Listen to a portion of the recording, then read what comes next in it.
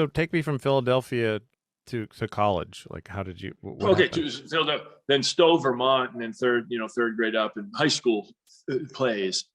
I did, you guys, and musicals. I played basketball. I was a drummer. I'm a drummer, and high school plays. That's what I concentrated on. I wasn't a good student. Then when I got out of college, high school, I didn't want to go to college. I was out of college, high school, excuse me, for 4 years. And Champlain College then had sports, as you know. And the college coach, Bob Tipson, saw me playing, and he offered me a scholarship. That was a 2-year school. So I moved then from Stowe to Burlington, which in 1982 was kind of a big deal for a Stowe kid. I was in the big city. I went there for 2 years. I was recruited to go on to Castleton State. This is my claim to fame. The coach there recruited me to go to Castleton State. Long story short, that coach his name's Stan Van Gundy, and he's the head of operations at the Detroit Pistons right now, and he's coached Shaq and everything. So my claim to fame is I was recruited by an NBA coach, and I turned him down. So I didn't go, but here I was in Burlington after the 2 years of college, and I wanted to stay there, and I did a show at the Flynn Theater Cabaret because I wanted to do a show on that stage. I was 24. And I met someone whose boyfriend was doing a show at Vermont Repertory Theater, which was a guy named Robert Ringer. He started this small theater. And again, now, Jason, that's back in 85 in Burlington. Not much going on. So if there was a good theater group there, it was kind of out there. People saw it. And I did a play called Judavine, which was about Vermont, written by a poet named David Budbill from Wolcott. And it was like Our Town, but Vermont. I played 3 different Vermont characters. I stayed on with Vermont Rep and did like Sam Shepard stuff. Now I'm doing serious stuff at Vermont Repertory Theater in my mid-20s, pumping gas at Bourne's Texaco on the Shelburne Road. I fell in love with that. Unlikely, because I'm a truck driving kind of a guy in high school and did concrete work and logged after high school in between college. So then I fell in love with that stuff. And at 29, this is the short story. At 29, I moved to New York City. Wow. Wow. Yeah. What was it like going from, because it sounds like things are pretty small town. And what was that transition like going from being there to New York City? Good question. I moved to New York City to be an actor because I was curious, not because I was reading Shakespeare and studying, the Meisner method. It's because I was curious. How does a Stowe kid that went to movies all his life get up on that screen? Who likes theater? How do you get up? How do you get on that screen? So I moved to New York. I quickly got a job at William Doyle Galleries, which is an auction house on the Upper East Side. And this is crazy. I got a job as William Doyle's assistant, his right-hand man. I was his driver. I was his confidant. He had a wife and 3 daughters. I took them all to their little fancy schools and did that for 6 years. So that was an education. So I moved to New York City. The immenseness of the city is one thing, but I was really I had a comforting situation, the right-hand man of this family, and a very facile education of art and money. And William Doyle was at that time 47, and he'd started this auction house by himself. And I'm sitting next to him for 6 years, learning the ins and outs of business. And it wasn't like I was the driver with the hat. I was part of the family. So I learned all about the business at William Doyle Gallery. I loved New York City. I lived there 11 years. And Bill Doyle then dies after 6 years. I'm still working at the gallery. Kathy, his wife, takes over, says, "You can do anything you want here. We'll teach you to do it. To be an expert in American or Belle Epoque." I said, "No, I want to kick in the acting now. I've been in New York City 6 years. I kind of know it." And Jay Craven put me in a movie. He's a Vermont filmmaker.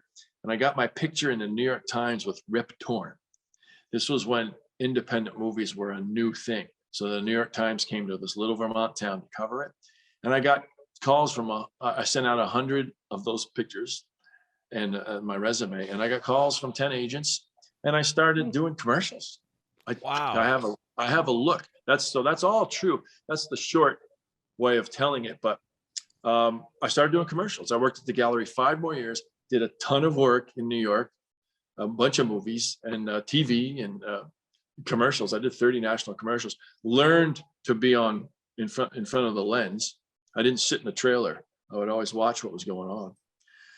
The last couple of years in New York, I started driving home every weekend, which is 6 hours, because my dad was then, if I'm 35, he's 85. He was healthy. My mom's 20 years younger, so things were good. But I felt the pull to come back, and I wrote in the car, back and forth, 6 hours each time. I wrote the first lawyer stories while I was driving, and then I did them at a talent show, and I thought, people like this. I wonder if city people would like it, meaning Burlington. So I called up Jimmy Swift at first night, and he allowed me in. My show is rated SC, some cussing. It's first night. It's a family New Year's Eve celebration, but he said, we'll put a disclaimer out front. And I did 5 shows at first night, and people loved it. And then I just said, I'm going to do a tour of this. And I set up a tour, and kind of went crazy. And then after a year and a half of doing that, I thought, I'll make a video. And my friend said, that won't work because you're on stage, you're a theater guy. And I said, well, so I'd go back to New York, still living in New York. I'd go back and I'd rent the video of Robin Williams and Richard Pryor. And I said, well, they're still funny when they're 1 inch tall. So I hired a crew, and I booked Vergennes Opera House for 2 nights. And I always produce myself. If I'm at the Vergennes Opera House, now it's a little different, but I would always rent the place because you do a lot better. If I rent the place for, let's say at that time, 2 nights, it cost $800. Put ads in the papers. There were newspapers then. If you put $4,000 worth of ads in the Burlington Free Press, then everybody saw it. So that I would fill the place 2 nights. It's 400 people at that time, $15. That would be 10. That's like, isn't that $6,000? You know, and your expenses are $1,200.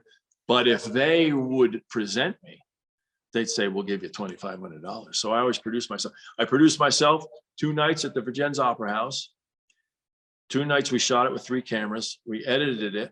I got 1,000 of them in August 1998. And I said, I'm going to sell these 1,000 videos if I have to go door to door. And there were 160 independent bookstores in Vermont then. So I went around to all those. And at that point, I'd been doing movies.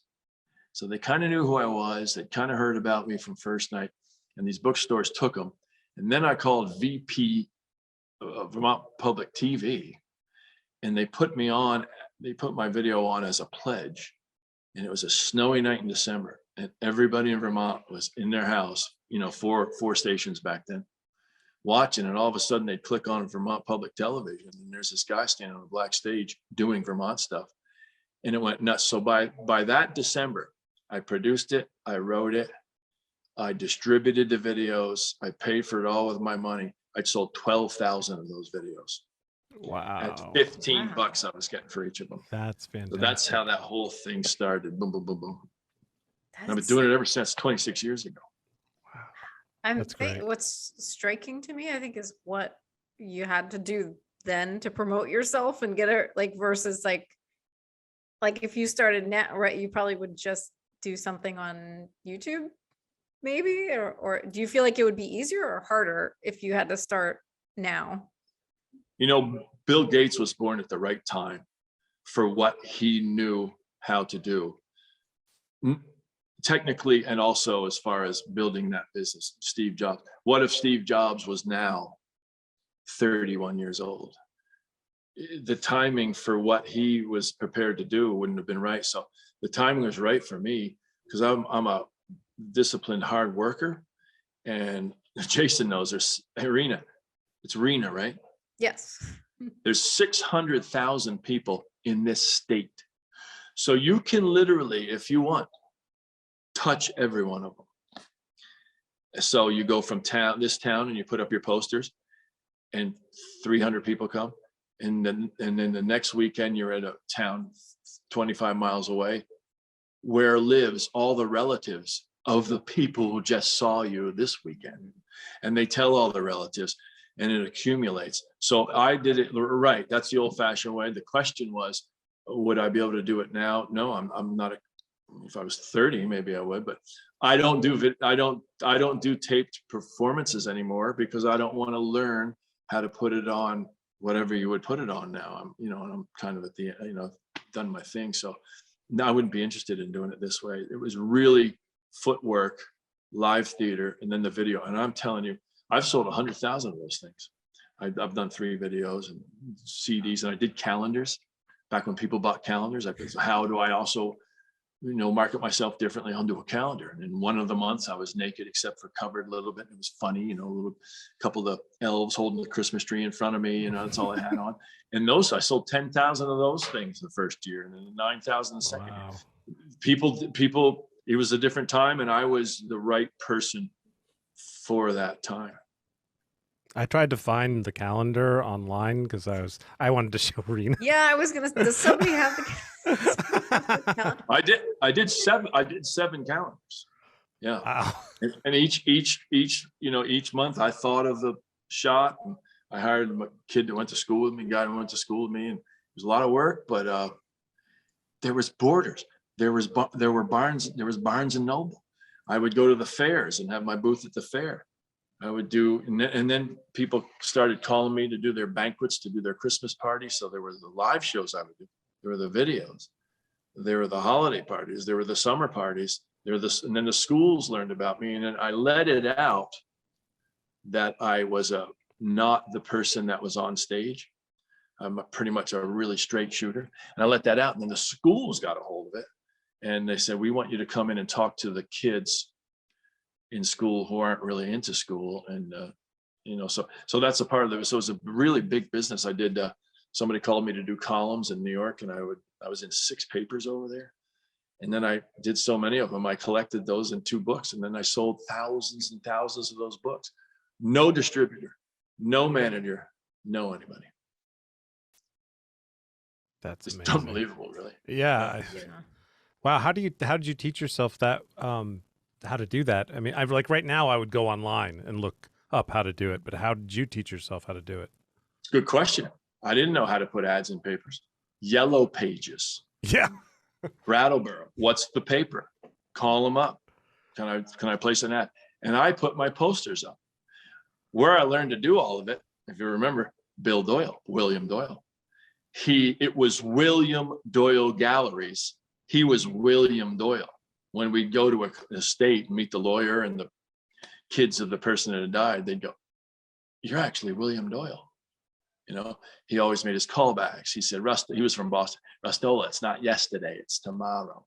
Always make your callbacks, treat everyone well. That's where I learned to do that business that way. And yeah, but it was the Yellow Pages and faxing the poster things back and forth. But that's all you knew. So it didn't seem like it was a bunch of work. Oh yeah, I remember when I was my first band. I remember walking around Burlington, putting posters on boards and poles, whatever you could do, And I mean, that's what you did. 7 days paper, stuff like that. Our local free paper. It was all legwork. Now you just post it to your friends from high school. Well, now you just post it. Yeah. But 17 other bands posted. Yeah. And when I started, Rena, literally, I'd put my poster up at a poster board at a small store, a country store, right? And it was my poster, and I went big, and it was always this mug. It was 17 by 11, and it was my poster, the lost cat, and the guy selling the wood. Now, there are theater groups and magicians, and every little town has farmers markets and festivals all the time. So really,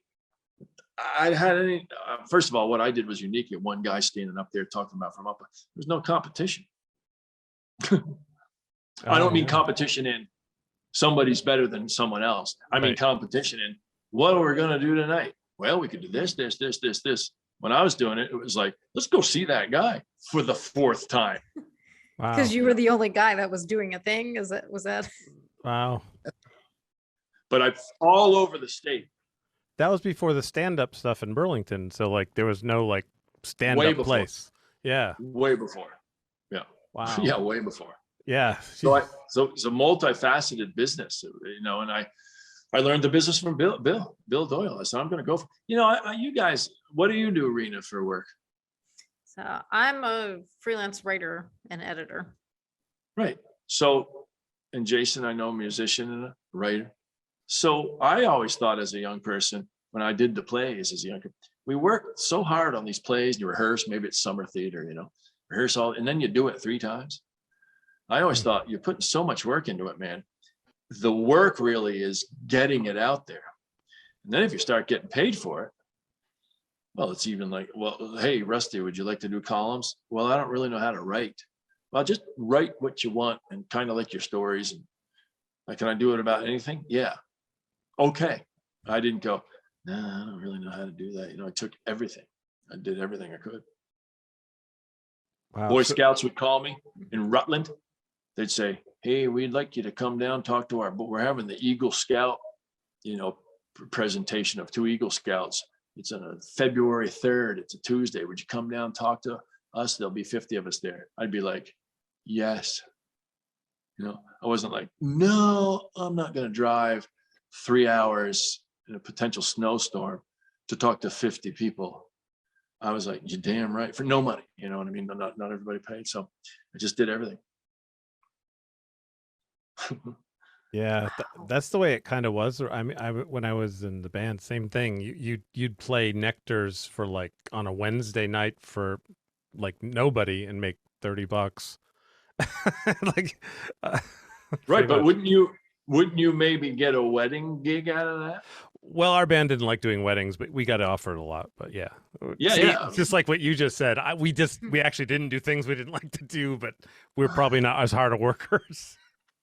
Well, I was just one guy. I didn't have any overhead. I still am just one. Yeah. So that's basically the whole thing about the log. That's how the logger's gone. It still goes, Now, how did you get involved with David Giancola? Is just through your agent, or did you know him through? He's David Giancola is a filmmaker in Vermont. He started at like 19. I think he got a small loan from someone, and then just made a bunch of movies that with like Hollywood people and stuff. They were like B movies, Rena, and his loan was from his father. Mr. Giancola owns a lot of real estate in Rutland. Well, when I was starting out in my early 30s, mid 30s, when I was still in New York, I would come home in the summers. Bill would let me come home in the summers. In the summers, New York shuts down, and I would do summer stuff. And David was doing these movies. Well, all the theater people, my peers, when David Giancola was doing shoot 'em up movies, schlocky B movies, and I was like, well, I'm in New York. This guy's cool. He's paying. I was a Screen Actors Guild actor. Yeah, I'll do it, David. Couple of weeks on the film. I did a 50-foot fall. I learned to do a gun work on David movies. I worked with Billy Ray Cyrus and people like that. But I learned from him. And he knew I was doing it. So he knew I was out there. He knew I did the Jay Craven things. It was David Giancola making movies up here, Jay Craven, and a woman named Nora Jacobson. I was in 2 of her movies. I just went for it all. Wow. I would drive 2 days just to do an audition that's a minute long, and then drive to New York. And Jay Craven put me in his second movie. It was A Stranger in the Kingdom. I worked with Martin Sheen, Ernie Hudson, people like that, and that was a really good movie. And then it all transferred down to New York. And yeah,